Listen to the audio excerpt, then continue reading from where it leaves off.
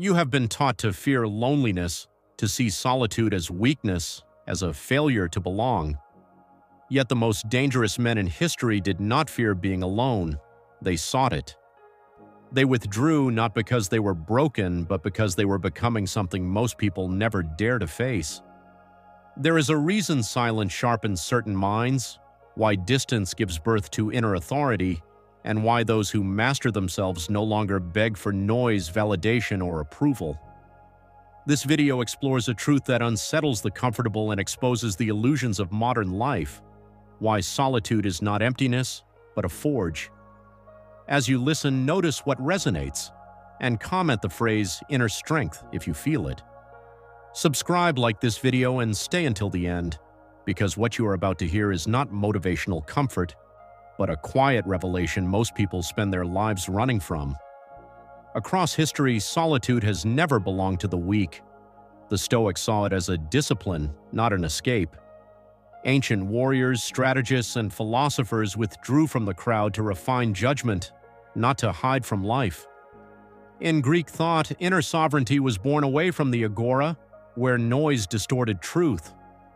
Later, existential thinkers warned that constant distraction dissolves the self, turning men into echoes of collective fear. Over time, this wisdom was inverted. Solitude became associated with social failure, while constant connection was sold as health. Yet this distortion mirrors the wounds of our era: overstimulation, fragile identity, and dependence on external validation. What was once a path toward clarity was reframed as danger because a man who can stand alone cannot be easily controlled. And societies built on distraction quietly fear those who no longer need the crowd to exist. The first thing you must understand is that dangerous men are not born craving isolation. They grow into it after discovering something unsettling about human nature. At some point, you realize that most interactions are not about truth, growth, or depth, but about reassurance, dominance, distraction, or survival. You notice how conversations subtly pressure you to conform, to soften your edges, to dilute your thoughts so others can feel comfortable around you. This is when solitude stops feeling like absence and starts feeling like relief. Being alone removes the constant negotiation of identity. You no longer have to perform, explain, or justify who you are becoming. And that freedom is the beginning of inner danger, not to others first, but to your former self. When you spend time alone, you are forced to confront the parts of you that noise normally hides. Your fears no longer dissolve into entertainment. Your contradictions stop being masked by social roles. You begin to see how much of your behavior was shaped by the need to be accepted, admired, or feared. This is uncomfortable, and most people run from this stage. But the men who stay, who endure the silence without numbing themselves, develop a form of internal coherence that is rare.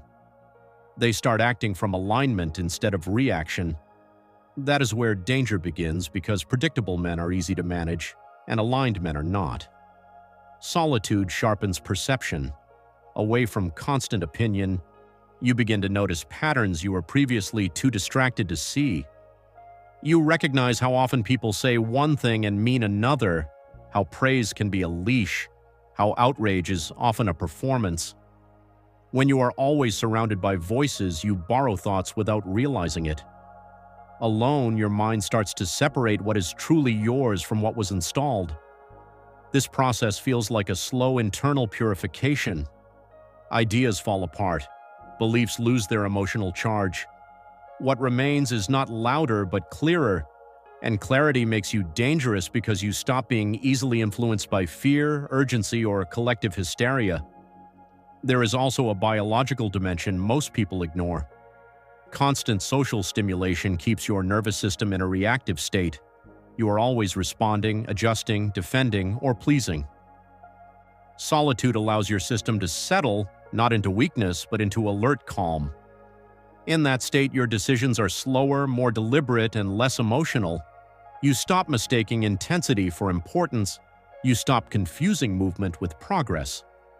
This calm is often misread as coldness or arrogance, but in reality it is restraint.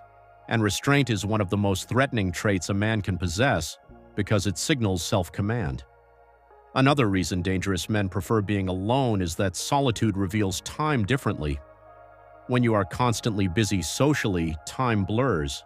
Days merge into habits, and years pass without interchange. Alone, time stretches. You feel its weight. You become aware of your mortality, your unfinished potential, and the cost of procrastination.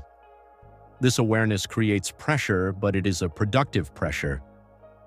It pushes you to act intentionally rather than impulsively. You stop chasing novelty and start investing in depth.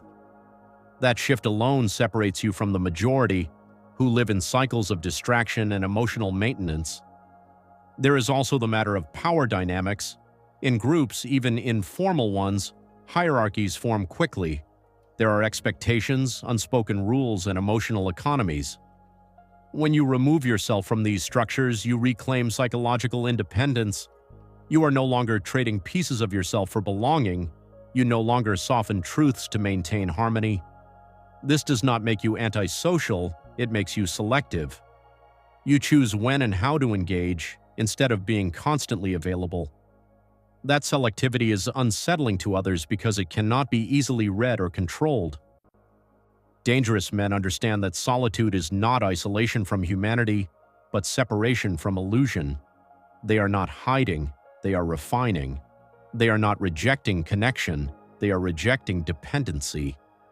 This distinction matters. Dependency makes you reactive. Independence makes you intentional. When you no longer need constant feedback, you stop outsourcing your self-worth.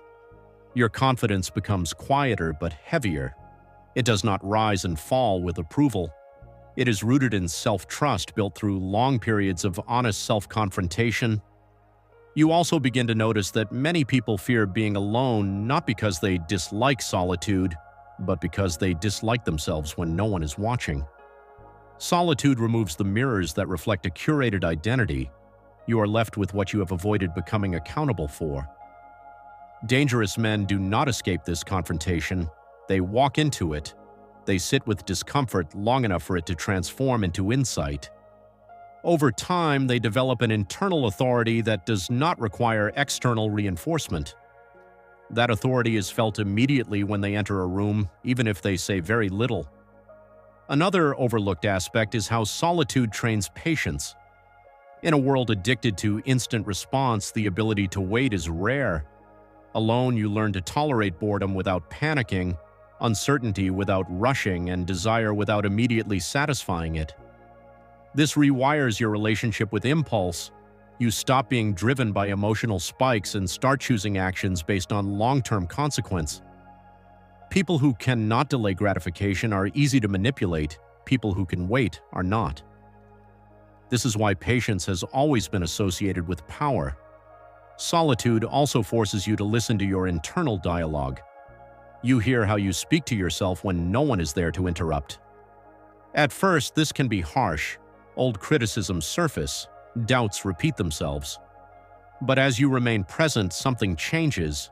The noise loses authority. You realize that thoughts are not commands, they are weather. This realization creates distance between you and your internal reactions. You respond instead of react. That emotional distance does not make you less human, it makes you less controllable. There is a reason why men who cultivate solitude often intimidate others without trying. They are not broadcasting insecurity. They are not scanning the room for approval. Their attention is inwardly anchored. This creates a subtle asymmetry in interactions. When you do not need anything from the moment, you hold more power within it. You listen more, you speak less, and when you do speak, it carries weight because it is not driven by the need to be seen. Many mistake this preference for solitude as arrogance or emotional detachment. In truth, it is often the opposite. Dangerous men feel deeply, but they refuse to let emotion govern their actions. Solitude gives them the space to process feelings without projecting them onto others. Anger becomes information rather than weapon. Desire becomes direction rather than compulsion. Fear becomes a signal rather than a master. This emotional discipline is what allows them to move through chaos without becoming chaotic themselves. There is also the creative dimension. Solitude is where complex thought matures. Ideas need silence to connect, to deepen, to evolve. In constant conversation, thought stays shallow. Alone, it becomes layered. You begin to see long arcs instead of short winds. You connect experiences across time. You develop a personal philosophy rather than borrowing fragments from others. This internal architecture makes your actions consistent, and consistency is another trait that unnerves people who live in contradiction. Finally, solitude reveals something most people never articulate: that being alone is safer than being falsely connected. Superficial bonds drain energy. Performative relationships distort identity.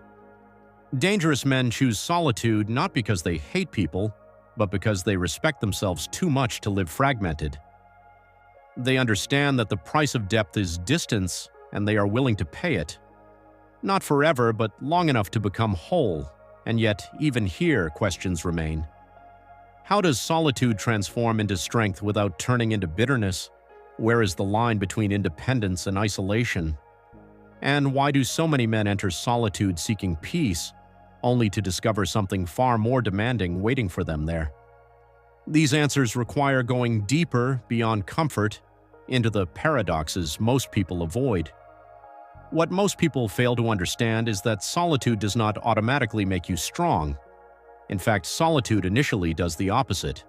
It strips you. It removes the anesthesia of distraction and exposes the raw structure of your inner world.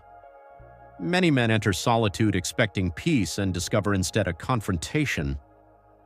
This is where the separation happens. Weak men use isolation to hide.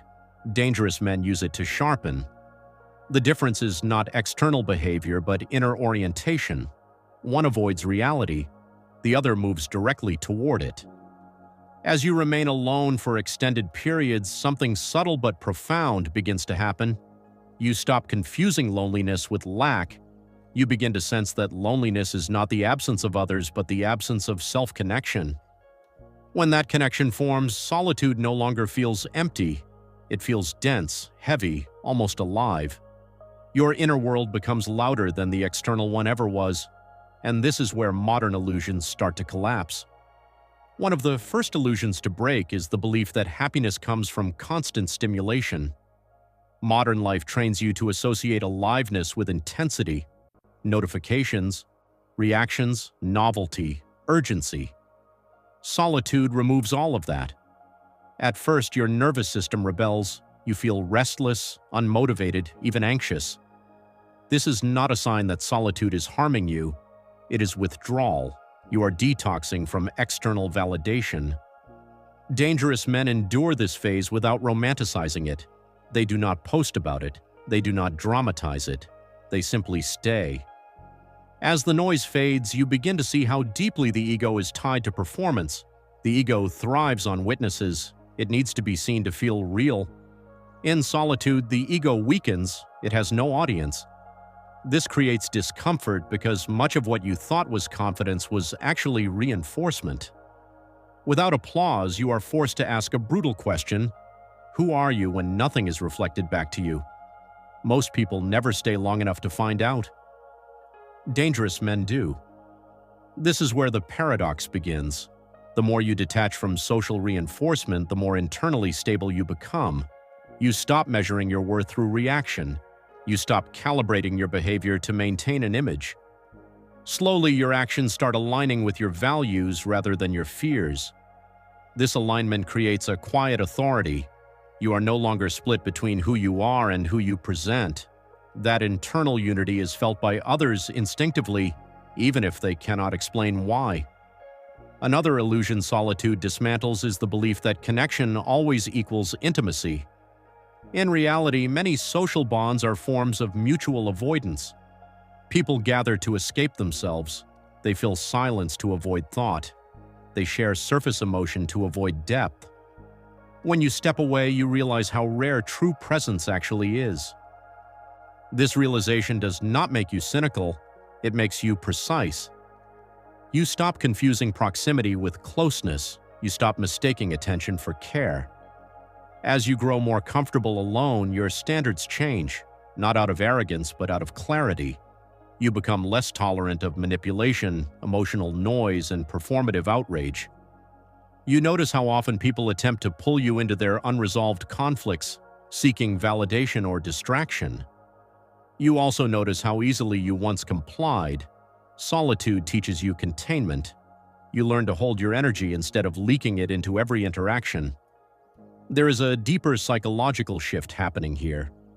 When you are constantly surrounded, your sense of self is externally regulated. Your mood, motivation, and identity fluctuate based on feedback. In solitude, regulation becomes internal. You become responsible for your emotional state. This is not comforting, it is demanding. You can no longer blame environments or people for your inner chaos. Responsibility sharpens you, it forces maturity. This is also where many men get trapped. They mistake emotional numbness for strength. They confuse withdrawal with mastery. True solitude does not close your heart, it refines it. If you come out colder, you avoided the work. Dangerous men do not suppress emotion, they metabolize it. They allow grief to teach them endurance. They allow anger to reveal boundaries. They allow fear to clarify priorities. Solitude becomes an alchemical chamber where raw emotion is converted into insight. Another rarely discussed aspect is how solitude exposes desire. Without social scripts telling you what to want, you begin to feel the emptiness beneath borrowed ambitions. Goals you once chased lose their charge. This can feel disorienting. You may experience a phase of meaninglessness where nothing excites you the way it used to. This is not loss, it is recalibration. Old desires were often inherited, not chosen. Solitude clears the noise so authentic direction can emerge. In this space, you also confront time differently. Without constant engagement, you feel the slow passage of days. You feel how finite your attention truly is. This awareness is uncomfortable but clarifying. You begin to prioritize differently. You stop scattering yourself across meaningless commitments. You invest in fewer things with more depth. Your life becomes simpler but heavier with intention. That simplicity is often mistaken for minimalism, but it is actually focus. There is a social consequence to this transformation. As you change, others feel it. Some are drawn to the calm, others are threatened by it. When you no longer seek approval, people who depend on approval dynamics feel destabilized. They may label you distant, arrogant, or detached. This is not because you have changed for the worse, but because you are no longer predictable. Predictability comforts systems. Independence disrupts them. Dangerous men accept this without resentment. They do not argue for their transformation. They let it speak through behavior. They understand that being misunderstood is often the cost of inner alignment. Instead of correcting narratives, they focus on consistency. Over time, the noise fades. What remains is presence. There is also a strategic element. Solitude creates perspective. Distance allows you to see systems rather than events. You begin to recognize cycles in relationships, patterns in power, repetition in conflict. This long-view thinking makes you less reactive and more strategic. You stop fighting every battle. You choose leverage over intensity. This is why solitude has always been associated with leadership and danger. Leaders who cannot be alone become prisoners of opinion. One of the most overlooked truths is that solitude teaches you how to be with others properly. When you no longer need connection to fill a void, you can offer presence without demand. Your relationships become cleaner, less transactional, less charged. You listen without waiting to be validated. You speak without trying to impress. This changes the quality of every interaction. Ironically, by needing people less, you become more impactful when you are with them. There is also the spiritual dimension, even if you do not frame it that way. In silence, you encounter something beyond identity, a stillness beneath thought, a sense of being that does not require narrative. This experience is subtle but transformative. It reduces existential fear. You realize that you are not defined by constant motion or recognition. This realization creates grounded confidence. Not the loud kind, but the kind that does not need defense. Modern culture discourages this encounter because it cannot be commodified. Stillness does not consume. Solitude does not generate predictable behavior. A man who knows how to be alone is difficult to sell to, manipulate, or control. This is why solitude is subtly framed as unhealthy, antisocial, or dangerous, and in a sense, it is dangerous. But not in the way you were taught. It is dangerous to systems built on dependency. At this stage, a final paradox appears. The more you grow into solitude, the more you appreciate genuine connection, not frequent connection, real connection. You become willing to wait for depth rather than settling for noise. You become selective not out of superiority, but out of respect for your own energy. This selectivity is often misinterpreted, but you no longer rush to correct it. And yet the transformation is not complete without action. Insight without embodiment becomes another form of avoidance.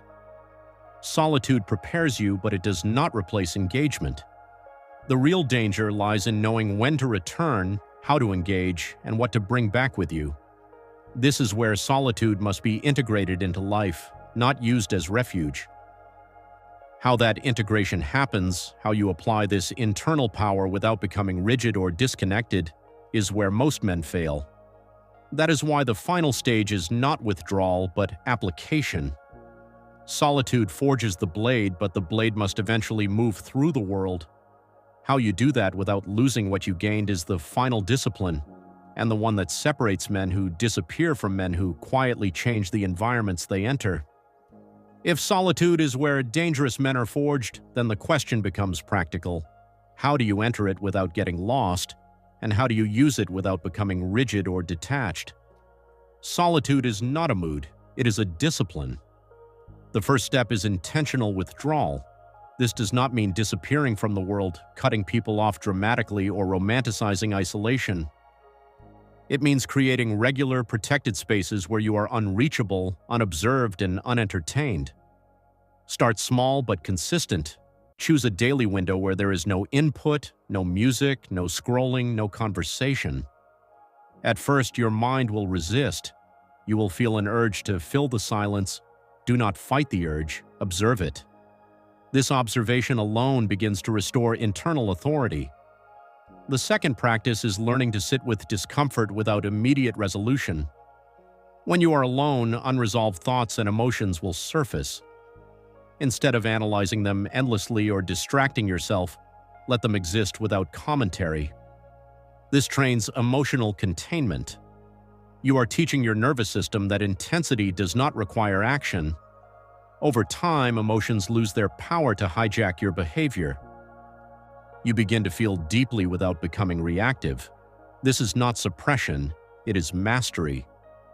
A third technique is deliberate reflection, not journaling as emotional dumping, but structured inquiry. Ask yourself difficult questions and sit with them over days, not minutes. What am I avoiding by staying busy? Where am I still seeking approval? Which relationships drain me more than they nourish me? Do not rush answers. Let clarity emerge slowly. Dangerous men trust slow insight more than fast conclusions. This practice sharpens discernment and prevents self-deception. Another essential application is reducing social noise selectively, not completely. Notice which interactions leave you scattered and which leave you grounded. Begin setting subtle boundaries, fewer explanations, slower responses, less emotional oversharing. This is not withdrawal, it is calibration. You are teaching others how to interact with the version of you that is no longer fragmented. Some people will resist this change. Do not argue. Let consistency speak.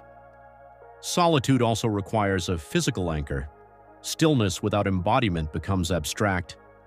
Incorporate rituals that connect you to your body.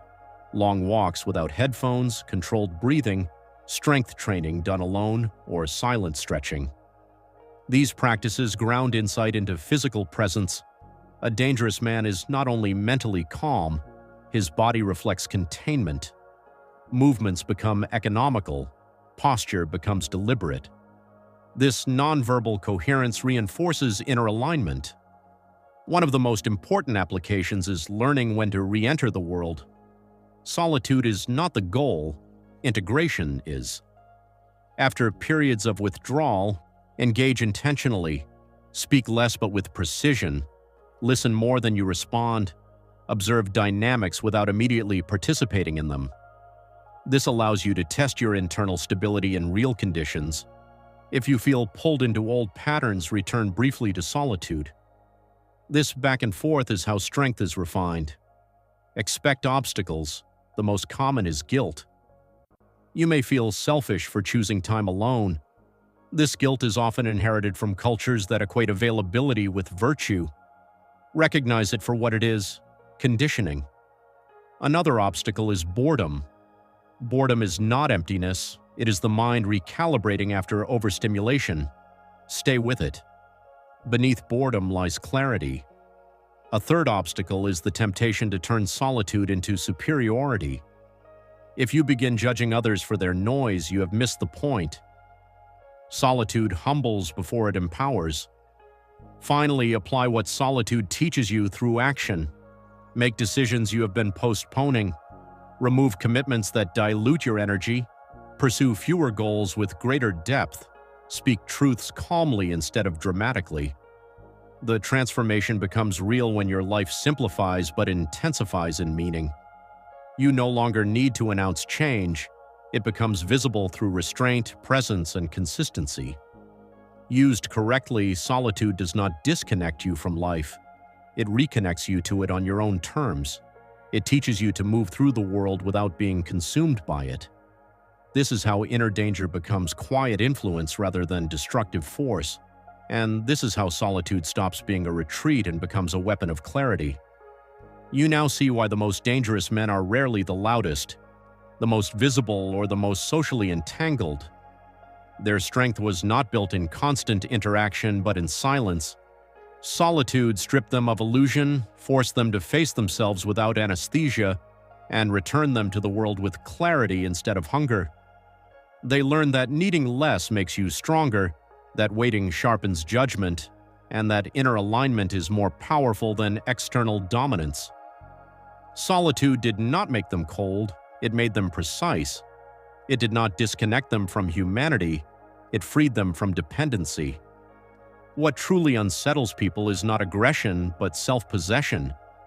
When you are no longer chasing validation, you stop being predictable.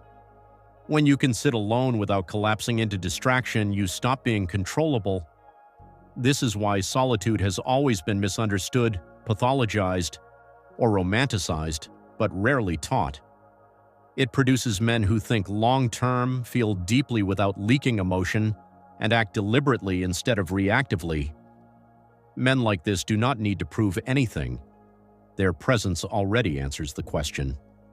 But this path is not comfortable, and it is not for everyone. Solitude demands honesty, patience, and responsibility. It will confront you with your fears, your emptiness, and your unfinished work. If you try to use it as an escape, it will harden you. If you use it as a forge, it will clarify you. The difference lies in whether you return to the world with insight or remain hidden behind withdrawal. So ask yourself this, honestly and without performance. Are you afraid of being alone, or are you afraid of who you might become if you finally listen to yourself? Are you filling your life with noise to avoid truth, or are you ready to step into silence long enough to hear it? Because solitude does not weaken you, it reveals you. If this reflection resonated, let it sit. You do not need to agree with it immediately, just notice what stirred. Engage with this video if you want to explore further, and stay close to this space if you are drawn to ideas that do not flatter you but strengthen you. The most dangerous transformation is not becoming feared by others, but becoming ungoverned by illusion.